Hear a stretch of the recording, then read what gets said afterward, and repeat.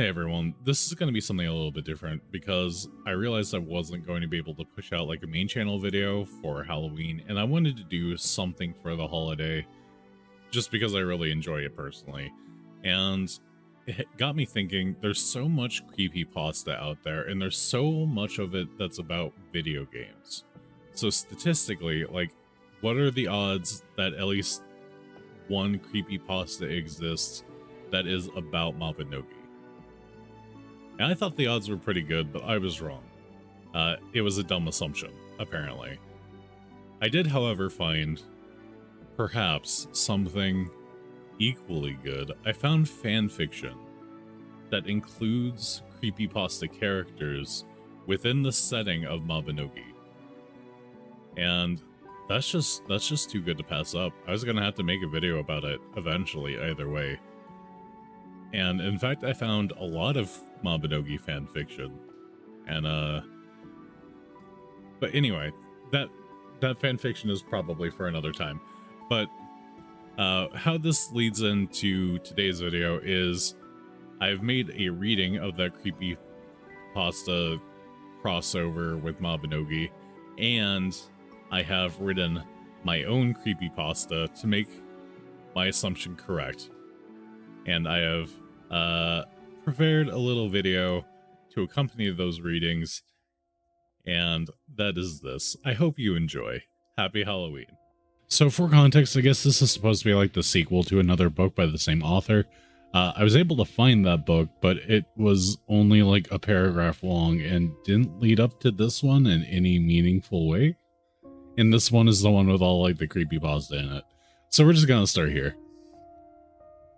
Sandra's point of view. My brows creased in confusion as I stared at the faceless man standing before me.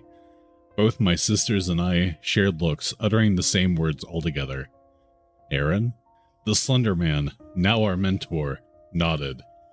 Well, not really Aaron. You'll be venturing to the land of Colhen. There, you'll find Captain Alvin, leader of the mercenaries. Once you see him, he'll tell you the rest. I soothed the headache I was getting from all this information. Ah, yes, very dense information. This was a bit too much. It was, after all, a few months after the Battle of Gonzalgo. I wasn't in the mood for another, quote, nostalgic adventure, unquote. When do we leave? I heard Tracy's melodic voice chime. After the recent discovery of our background, our relationship somehow strengthened, more or less. Tomorrow morning, 7 in the morning. I'll pay for the voyage to Colhen and everything else. Slender rose to his feet. I'll leave you three to your packing. He bowed gracefully before taking his leave. I sighed. This was going to be so much fun. Not. 7 o'clock came sooner than expected. Slender assured us to leave our original gear behind for some odd reason. No complaints further, we all boarded the Marriott, dumping our luggage on the bunks near us. We'll be departing to Colhen in 5 minutes, the sailor man announced. I slumped onto the bench, feeling my eyes grow heavy. I folded my arms against my chest and drifted off to sleep. I woke up from Tracy shaking me awake. Groaning, I rubbed my temples from the irritating rush of standing up too quickly. We're here, she stated, grabbing my bags. We departed from the Marriott. Colhen seemed surprisingly quiet. It looked more forsaken than active. Where is everyone? I heard TT question. I caught the sight and sound of bomb firing and took off at the direction. My sisters followed behind. I caught sight of a bell tower, crowded with numerous soldiers and frightened town people. On the tower was a crawling, gigantic white and furry spider. A girl stood lone in front of the bell tower. As if on cue, the spider stood in front of said girl. She pet it. Her beautiful features creased in a smile. Something on the spider's head caught my attention. A red, unknown symbol. I saw the spider jerk in rage, screeching in fury. My instincts kicked in. I pushed through the crowd just in time to block the spider's attack. I heard the girl gasp in astonishment. Using a bolt of flames, I blasted the spider away. It skidded into the tower, breaking it into ruins. I grimaced as a cinder block crushed the spider. I saw it twitch a bit before it became light. Wait, how big is this spider? It was like big enough that it was like visible on the tower, right? That it was killed by a singular cinder block? I turned to see all eyes on me. The girl flashed a smile, with tears streaming down her eyes.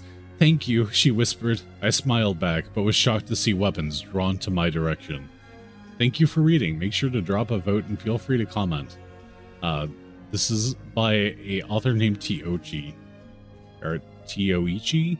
So, I guess, I mean, it hasn't been updated since like 2016. I guess you can go like interact with it, but I doubt they'll see it. It's probably abandoned. Have you ever come back to a game from your childhood? I'd guess you probably have. I recently lost my job and found myself with tons of free time, so I decided to go back to the games of my youth. Little did I know, sometimes nostalgia kills. I spent a lot of time on various emulators before I craved something more. My favorite game in middle school, Mabinogi. I found the website and everything seemed perfectly normal and not haunted, but I was wrong, and it was the haunteds. When I opened the Nexon launcher, the logo colors were inverted, and the window under the download button said, "We've been waiting for you, Michael." My name isn't Michael though, so I was pretty confused. I pressed the download button anyway because I figured it was probably fine, and suddenly my computer blue screened. I was really worried because it was a brand new PC, but I punched it and it turned back on and worked just fine, except for a weird red goo dripped from the CD drive. I figured it was probably just like a prank or something. When I checked, Mabinogi was already ready to play, so I clicked the button. The game started as normal, but the login screen music was slowed down and I could hear screams. I thought maybe it was a Halloween event, so I didn't let it scare me. On the character select screen, all my characters looked real sad and kinda gray, but I just selected my main. When I selected start, I was standing in the soul stream, and now appeared with hyper-realistic jiggle physics, and she just stared at me.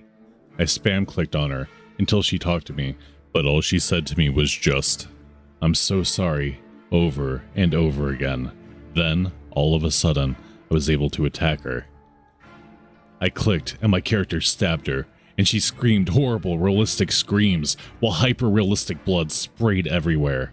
I clicked again and again, and the screen faded out.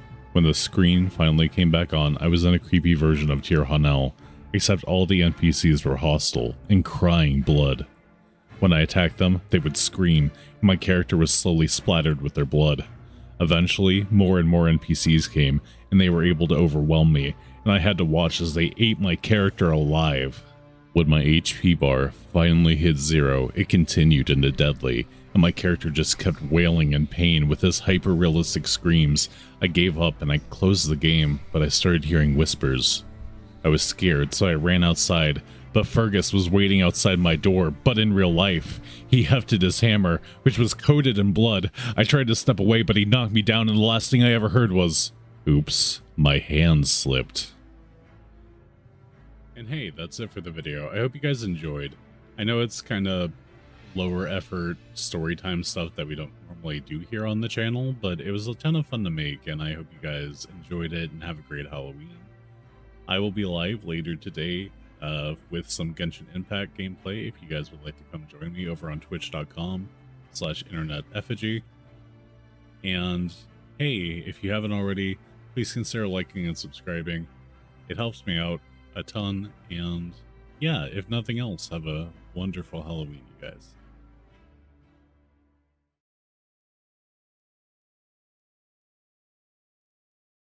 Special thanks to my patrons, Emmy Jen and Sunflares, for all their support.